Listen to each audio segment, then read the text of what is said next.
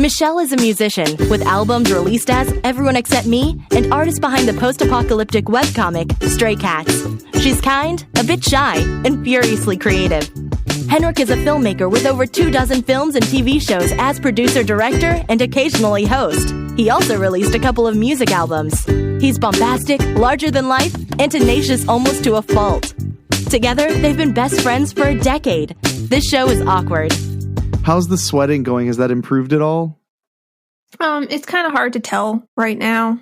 Not really, I don't think. Some days it's better than others, I guess. So today is a moderately good sweat day? Yeah, it's not too bad. Okay, good. I'm wearing less layers. No, I'm not. Never mind. So. Well, I wanted to talk just a little bit because I can't shut up about it, about my super future internet. Yeah. For those listening who are pathetic, who use cable internet, I went fiber optic. I was expecting some fanfare, but fine. You know what? I held for applause. But I went fiber optic, and fiber optic is startlingly faster than traditional high-speed internet. So, like, it used to take me about 20 something hours to upload a 100 gigabyte file, and now it takes an hour. That's pretty great. Yeah, and I mean, granted, I'm paying for the fastest speed there is, but it's only like 20 more bucks. Yeah, the that's fastest a lot speed of money. there is. Well, that goes into a whole other conversation about how I'm fighting with AT&T right now because they're not honoring the price they quoted me. What? I told you about that. No, right? no. I didn't tell you about that? No. Oh my God. You know what? It's probably okay. So yesterday I took a personal day, which is something I never do. Mm-hmm. I took a day off. Because if you want to know what my work day is like, I mean, I know you have an idea, but people listening want to know what my work day is like. I make movies for a living and I do all of the things related to that. And then I also do some podcasts and stuff like that.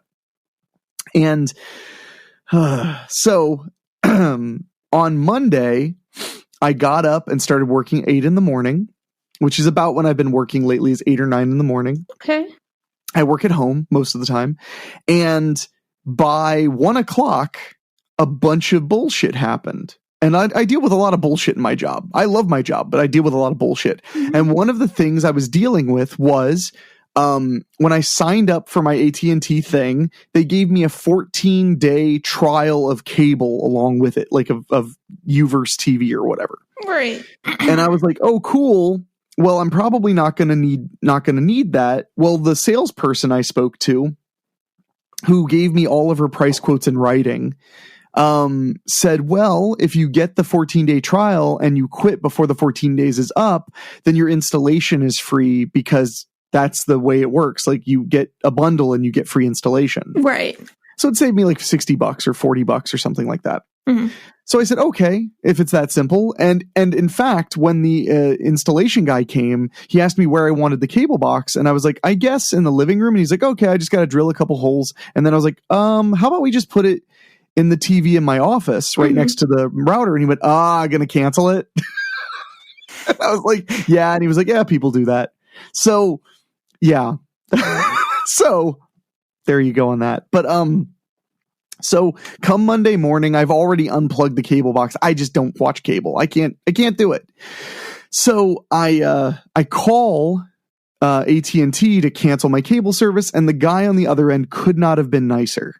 That's good. I cancel my service. We schedule for me to drop off my box. And then he tells me my new monthly rate for internet will be $100 a month, which is not what I was quoted. What were you quoted? I was quoted 80. Okay. As for the first year. Mm-hmm. Now, the internet service I'm getting, the speeds I'm getting, definitely worth premium. But if I went with the typical internet service provider around here, it would be around $70. Okay. Maybe even, well, that's after an introductory period. So actually, I would be a new customer because I didn't have a service with them before. So I could get it for like $60 for the first year, maybe even $50. Okay. Mm-hmm. So I'm like, well, I was told by the representative that it would be $80. And the guy's super nice, but he was like, hold on a second. And he comes back and he's like, so I ran every promotion we have and none of them are coming up with that number. What? And I'm like, well, I mean, they told me this. And he was very nice. He was like, well, it's possible that representatives have access to discounts we don't. Mm-hmm. Do you have their name? Do you have a way to get a hold of them? And I'm like, yeah, because she was actually super nice and was like texting with me, like to follow up and going, how did your install go? Are you liking the speed? She was very nice. So I give them her name and phone number and they say, okay. And he tells me, he's like, I'm going to have my supervisor get a hold of her and we're going to see what happens. Mm-hmm. And he was super nice. I mean, he even said, he was like, if we can figure out that everything's kosher and everything's fine, like worst case, maybe we just credit you $20 a month for the first year. Okay. And I'm like, okay, because I'm like, I don't want to pay $100 a month. Like, it's just, that's a lot with no introductory fee. Like, I mean, I'm like getting no benefit. Yeah. So I know I'm being a nitpicky, but I'm going to tell you right now, the truth of the matter is, and I believe this wholeheartedly, when someone makes a deal with you, they honor that deal. Mm-hmm. That is just the way I am. So like $100 a month for this fast internet when I use internet all the time for work. And now that my internet used to be included in my rent and now it no longer is. Mm-hmm. And now that I'm paying directly for my internet, I can also deduct a large portion of my internet cost on my taxes because of the amount of uploading and downloading I do for work. Right. Yeah. You know, that's all great and everything, but they told me $80. Yeah. So that's what I'm paying. That's it. Mm-hmm. And more so, if it's going to end up that I have to pay $100, you better believe I'm going to complain about this representative. And I know I sound like a real Karen right now, but I'm going to complain about this representative and I'm going to make sure that they do not get a commission for this sale because they misled me into the sale. Yeah. Yeah. That's really what it comes down to. I'm mostly just mad because if I end up paying $100 a month instead of the $80 I was quoted, and I have a piece of paper in her handwriting saying $80 a month is what I'll pay. Yeah. If I end up paying more, then she shouldn't get a friggin' thing because she didn't sell me on paying $100 a month. Yeah. She sold me on paying $80. Yeah. So I texted her and let her know what was going on. Mm-hmm. And she was like very surprised. She was like, this is very weird. She was like, maybe they've changed the way they're doing things right now. And then she was like, but you know, we should be able to sort this out. We may just have to cancel everything and start over, which I'm like, Are you kidding me? Like, how can this be so? You work for them. You should be able to call them. Yeah. And just sort it out. But then she kind of made me mad because I told her, I was like, you know, I need you guys to sort this out. I can't believe I would need to cancel everything and start over. Mm-hmm. Like, it's a little ridiculous. I mean, I know it'll be faster now. Everything's installed. Yeah. But like, am I going to get charged something for all this bull crap? Like, I need to know what's going on. Yeah. So then she texted me, I should read it. I mean, I don't think she meant this to be crummy, mm-hmm. but it really made me mad and I think it gave her a good idea of where I'm at.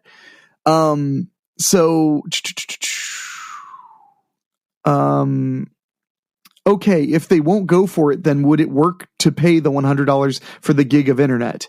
And my reply was, no, that is not what I agreed to. Yeah. Yeah. So she did text me this morning. Well, I texted her. I'll get to that in a second. But I texted her and just said, did AT&T follow up? She said, I'm still working with them on it, but I should know today by 3. When I hear from them, I'll let you know. And she sent me like a fingers crossed emoji. So I think, I don't think I think worst case, she's a little incompetent. Yeah. Yeah, maybe. That's just weird. It is, but because it's like, if I'm going to cancel the bundle and start over, then I'll just sign up online and get rid of her commission. Yeah. You know? But anyway, I hate being this way, but you know what? People do stuff like this to people all the time because they don't have the time to fight it. Yeah. And I work at home, so I can out crazy.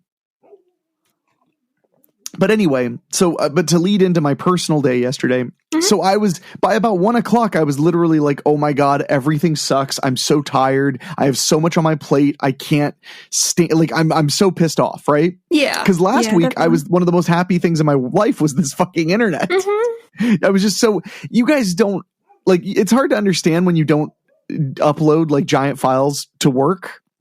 But like, I did a TV series called Popcorn Fodder, and the average episode was just under 2 hours long. We released it on Amazon Prime and also on some other Roku services and stuff. And in order to upload the episodes to YouTube, to Amazon Prime, and to these other Roku services, I was averaging around 20 to 30 hours of upload time per episode. Wow. And there are 8 episodes a season. Wow. Now, I wasn't doing them all at once. I was doing basically, one at a time, and then another, and then another, and then another, and then another. But like, it chokes your internet a little bit. It makes it harder to watch Netflix while you're doing it. It's not terrible, but yeah, it's not great. Now, it's like it's going to take an hour, 45 minutes. It's ridiculous. It's so much faster. I don't want to get rid of it. But part of me is like, God damn, I'm crazy enough to totally spite my face by chopping that goddamn nose off if these guys piss me off enough. Yeah. But I'm sorry, you were going to say something. No, it's okay. I should listen. That's what I would be told if I had a therapist. No, I was just going to say, I don't think that's crazy. If I was in that position, I'd probably, and they were like, no, it's going to be $20 a month more. I'd probably just be like, that's cool. I'm not going to have that. Sorry. Yeah. It's ridiculous. But the biggest thing is like, I just hope that she can text me and be like, it's all sorted out. Cause it's like, she's a member of AT&T. Mm-hmm. She should be able to call somebody, like, it should just be able to be handled. Yeah. I don't understand. Unless like, this is just, not to be like super cynical, but maybe this is just the thing. They like tell you the wrong price and then bait and switch. Yeah. No, I'm afraid it's a bait and switch. And if it is, I mean, there's going to be a serious problem. Yeah. Yeah. And it's not going to be for me. It's going to be for them. But so anyway, so by about 1 o'clock or 1:30 yesterday, Monday, I was just completely burned out. Mm-hmm. And this is the joy of working for yourself. I burned out so hard. I was like, okay, forget this. So then I just worked another 12 hours. Finished up at 1 a.m. and then said, tomorrow I'm taking the day off. So yesterday I only worked maybe 3 or 4 times by accident. That's because it's like good. Muscle memory. Yeah. I can't help it. So I worked for like an hour. But otherwise, I sat on the couch, I ate pizza, I watched Better Call Saul on Netflix, and it was truly a delight. Yeah, that sounds good. It's funny because like I was talking to my mother, I had lunch with my mother that day. I was talking to my mother about it, and I was like, I feel stupid taking a personal day today because the weekend was just yesterday, and my mother looked at me like dead in the eyes and was like, did you take the weekend off? And I was like, oh my God, I worked 7 hours a day on Saturday and Sunday. But this is like the abusive structure of self-employment. Yeah. I'm like, but I just took the day off. I only worked like 7.5 hours. Oh God. It really does go that way sometimes. And don't get me wrong, it's not all negative. There are days, especially when the weather's nice, where I can literally be like, I bet I can get away with working 2.5 hours and go for a hike. That's pretty nice. That's what I love about what I do. Yeah. About the actual like work structure. But then there are many times where I literally feel this guilty feeling of like, I wish I had done some work today. And then I literally look at like timestamps and realize I worked at least 5 hours. Wow. It's just, a lot of it doesn't feel like work. Sitting there tweaking artwork doesn't feel like work. Mm-hmm. Sitting there writing synopses doesn't always feel like work unless you're like exhausted. Yeah. Doing a podcast doesn't necessarily feel like work. I mean, because like this show and my other podcast, Weekly Spooky, they're not really, they're sort of a part of my job.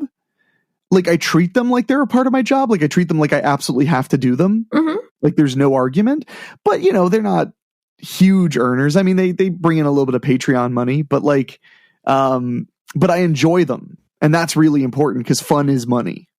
I do believe in that. I believe if you have enough money to pay your bills, then you should also do things for fun. That's nice that you believe that. If I didn't, I'd go insane. Yeah. What do you believe? I don't know. That I shouldn't have fun. I mean, I do know that. Yeah. No, I mean, fun is relative, though. You do your comic and you find that to be fun. Do I? You keep doing it. That doesn't mean it's fun. Then what is it? I don't know. I think that means it's fun. I don't. Okay. I I don't mean, know. if it's not fun, then what are you doing it for? I don't know. Because you're not making money on it, much money. I don't know. I just do things and I just keep doing them. Enjoy them. Are you sure? I can't think of another excuse. I mean, because it's not like we're talking about like, drinking or doing heroin. You're talking about like being creative. I mean, I guess. I don't know. And you're completely self-motivated at it too. Yeah. Like you stupid. make sure that you're constantly publishing comics. Yeah. And you make sure that you're, performing music and stuff like that. So I think you might enjoy it. I don't mean to burst your bubble or hurt your feelings, but I think you might like things that you do. Oh. In fact, the only thing you do like constantly that I'm always kind of like, why does she do that? Is this show? I literally sometimes I sit and I'm just like, I hope she doesn't totally hate doing this. No. I mean, I appreciate that you do it, and because it really is a bright spot in my day and my week when we get to sit down and record these. It's always really fun. Good, I'm glad. So, but you know what? Now we're getting too nice. So, you saw a psychiatrist recently? Yeah, sort of. Not really. Did you not see them in person? Oh no, actually, I didn't see them in person. You're correct. Okay, I didn't know if it was. I knew that you talked to a therapist, like not in person. Yeah, both of them were not in person. Wow. So a psychiatrist can prescribe you medication not in person? I guess. And wow. I don't think that she's a psychiatrist. I think she's just a doctor person. I'm not sure. Oh, a doctor person? Yeah. Okay. But yeah, no, I saw a lady on the internet, I guess. Well, I mean, who hasn't, Yeah. Yeah. So, and that went okay, I guess, maybe. I don't really know. Well, because you had been given the opportunity to talk to a mental health professional through your work insurance or whatever it is. Yeah. I my job partnered with some company that lets you talk to people for free for the first 4 or 5 times before the company starts charging you, because obviously it's not free forever. So well, you wouldn't want to talk to the people who are free. That would be like me. I'd be like, yeah, you're fine. No, that's good. I'd prescribe you, some cigars. I'd be like, smoke some cigars, you'll feel better. Yeah. Go away. But no, so you talked, how many times did you talk to somebody? To the regular therapist person? Yeah. Was it 2 or 3? It was 2 times. Okay. Yeah. And you weren't really feeling it? No, I don't know. I just what things do I want to say? No, it just didn't go super well. She told me that I should go hiking and stuff. So which you do when it's not, January. Yeah, or February.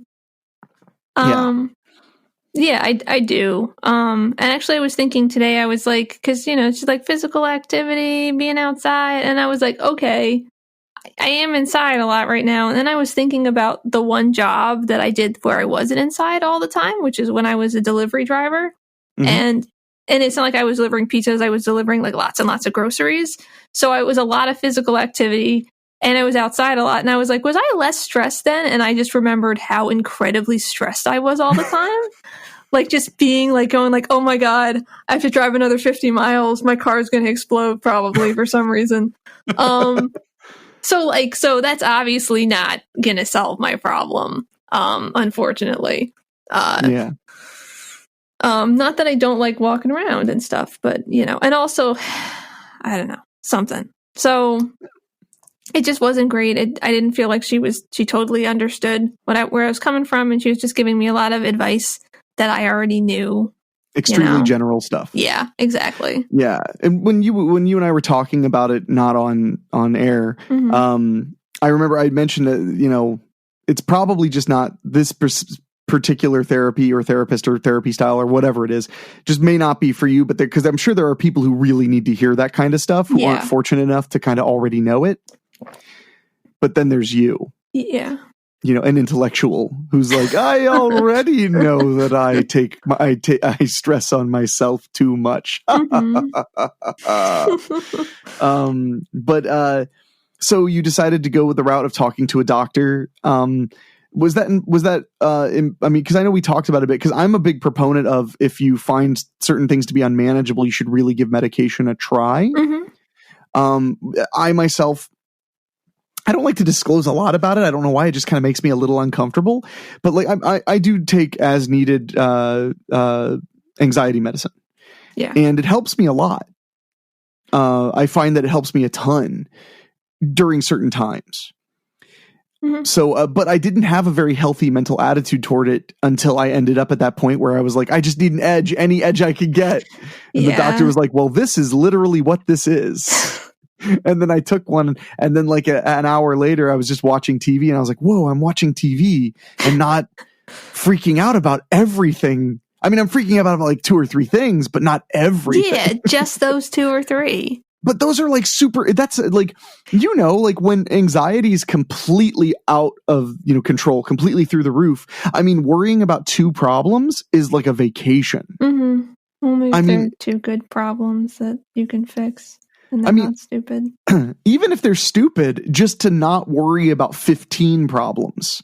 Because for me, that's what I do. I will literally, sit up in the middle of the night and be like, I got to solve all this stuff right now. I've got like a laundry list of fucking shit. Is a laundry list a thing? Yeah, I think it is. It is, but I don't understand it. Like, what, you make a list of all the clothes that you have to clean? I think a laundry list might be referring to like a dry cleaner. I don't know. I'm drunk. I'm not drunk. Oh, maybe I understand that then. Yeah, laundry list. Anyway, but no. So you were because you had some experience with as needed anxiety medicine. Yeah, and it went all right. Yeah. I just had. Sorry about that. My phone keeps going off with a 610 number, which is disturbing, but I am not at work today. So I really hope that's not someone who needs me. Anyway. You sound like me yesterday. I was like, can't. Yeah, sorry. No, I feel bad. So last year, I had talked to my primary care physician person about anxiety, and she had given me just something to try. That was one of those things. That's probably like Xanax, maybe? Is that? Yeah, something like that. Yeah. So, and it like, when I remembered to take it, it worked pretty okay. But then like, I couldn't get her to refill it, basically. Yeah, that was driving me crazy when you were telling me about that you were like sending messages in and stuff saying like, hey, I'd really like a refill. And because a lot of people don't know us. You and I have one weird thing in common, which is we're like teetotalers. We don't drink alcohol or do recreational drugs. So, when you took Xanax or something like Xanax, that was your first time, kind of, right? I mean, besides taking like super hardcore pain medication. Yeah, but that's not recreational. No. So, I mean, not that taking Xanax prescribed by your doctor is really recreational either. Yeah. But my point is just like your relationship with drugs is like that. It's not particularly tumultuous. Yeah. So I just wanted to mention that because people may not know. Because a lot of people might be like, "Oh yeah, Xannies." We're not like that. No. Yeah, no. I had 6 of them, and they lasted me like 6 months. So like. Yeah, but was part of that because you didn't want to run out because you felt like you couldn't get more? Well, partially. Oh, also because I took 1 and it was way too much, so it was really like 12 because I cut them in half. Yeah, yeah. You took 1 bar or whatever it is. Yeah, or whatever it is. Yeah. That was like I went to sleep kind of deal. So, yeah, that's what it does. Yeah. Good night. That didn't really work. No, but like, and we had. We were going to like touch base on things, but last year was kind of weird at the beginning of the year. A lot of things were happening and I'm scared to talk to medical professionals. So we just didn't. So, I mean, I got them prescribed in like January last year and like I wrote to her in like September about them. So I couldn't believe they didn't get back to you. Yeah. I mean, I'm not thrilled, but it was a long time, you know? So but life happens, man. Like, yeah, I their guess. job is to help you. Yeah, I don't know. I don't know. And I can't write to them again because I don't want to upset them. So Fuck that. Man, that's where you and I are very different. Yeah. For me, I'm like, okay, so I tried twice the nice way, and now I'm a problem for them. Yeah. Forever until this is solved. But that's not, I should mention, that's not really a personality trait. It seems like it would be, you know, with the way I act. Like just the way I am, you know, I'm an out of control man child, I guess. But I mean, like with the way I am, the way I act, a little bit outgoing and shit. You would think that that's just me, but it's not. That's entirely learned behavior. I just got disappointed over and over and over by leaving balls in other people's courts to the point where now I'm like, okay, gave you 2 tries. Now I never shut up till you give me what I want or tell me you're never going to. Yeah. That is the way it goes. I, by the way, should really take one of my pills when we're done. But no, but now at least you're talking to a professional who is being a professional, you know, listening to you. Yeah. And because there's all kinds of weird things with medicine like this too, especially when it's a controlled substance. People make you feel weird about needing it, but like clearly people need it. Otherwise it wouldn't be a medicine. Yeah. That like you can prescribe, because it's not like you're going to the doctor and going, man, doc, could you just give me some black tar heroin? It's like the doctor's like, well, we don't prescribe that because no. Like, you know, man, doc, I really just need some cocaine. Could you prescribe me some cocaine? It's not, you know, so it's a complicated thing. Yeah. But anyway, so you talked to this medical professional and how did it go? It went pretty well. She seemed to kind of understand me a little bit more. I guess. So I guess I just started taking something like daily, basically. Like, yeah. And you're still kind of in the hump, right? Where it makes you feel a little funny. Yeah, I do not feel good. Like I at least didn't have like weird insomnia last night, so that was good. Very good. Because I really needed to not have that be a thing. But like I just don't feel normal, and I'm trying really hard to feel normal. Well, it's only been 3 days. Yeah, this is the 3rd day. Because it usually takes a week or so for you to balance. Yeah, she gave me like a timeline. And she said like basically the first 5 days I'll, you know, either my stomach will feel weird or my head will feel weird. And she said like people don't even know how to explain how their head feels weird. It just feels weird, and it does. That's helpful, though. That's really helpful information. Yeah. To be like, yeah, it'll feel weird. You won't really know how to say it. That's like really nice relief to hear. Because feeling like you don't know how to describe how you feel is already kind of scary. Yeah. But yeah, I just feel really weird. And I had some weird, intrusive, positive thoughts this morning. Oh, God. That like scared the shit out of me. Like I went to Aldi and I was like, wow, it's a really nice day out. I should go for a walk. And at the same time, like, nah, I'm actually kind of sick. I should probably not do that. But it was weird. Man, maybe I want to get on that medicine. I didn't like it. Bizarre, intrusive, positive thoughts. That's the greatest. Maybe that'll have to be the next t-shirt eventually. Intrusive, positive thoughts. But I don't know if that'll continue. That might have just been it. Who knows? I mean, it's the human brain. Yeah. You can't really predict anything, because really what you want it to do is just allow you the opportunity to feel some positive thoughts. Yeah. To have a break from the anxiety. Because that's one thing that I feel like it's hard to explain anxiety to somebody who doesn't have anxiety. Or doesn't have like a great deal of anxiety. Yeah. Because like when I talked for a little while to a therapist, I also was kind of like, I feel like all they're doing is saying stuff I know, but it's like, but then again, the problem I have with my brain is that it just runs and runs and runs and pulls through every scenario and considers every element all day long. Like, so it's not like I'm getting, I wish I was getting new information, but instead I'm sitting here thinking, well, yeah, I ran through all this by myself alone, sitting in my car outside of a Burger King at 3 a.m. once. Yeah. You know? So it's complicated. Yeah. But I do hope that it helps. I really do. Me too. We'll see. I don't believe it's going to help, but that's okay. Do you believe anything will help? No, and I think that things will always be the same or worse, regardless of what they are. When you said, I feel like things are always going to be the same, I was like, that doesn't sound like you. And then you mentioned the deterioration. I was like, there we go. Yeah, well, it's like, it's going to be the same if it's not good. It's going to stay bad, or it's going to get worse. Yeah. And yet you're actually one of the more positive people I know. I'm just really good at being, like, trying to be positive for other people's problems. Like, everyone else is probably going to be okay. So it's just but then it's like, but your positivity makes my life better, which means you're a good friend. That means that's a good thing about you. No. But if it's not, then why is it helping? I don't know. I'm just saying, I mean, like, if you're not like a good and helpful friend, I mean, like, you aren't getting worse because you've been like a better friend as the years go on to me. Are you sure? I don't think so. I'm positive. No. You're not going to win this argument. Which, by the way, why would you? If you win the argument, that means you're saying that you know better than me. No. Yes, I don't. Now I'm confused again.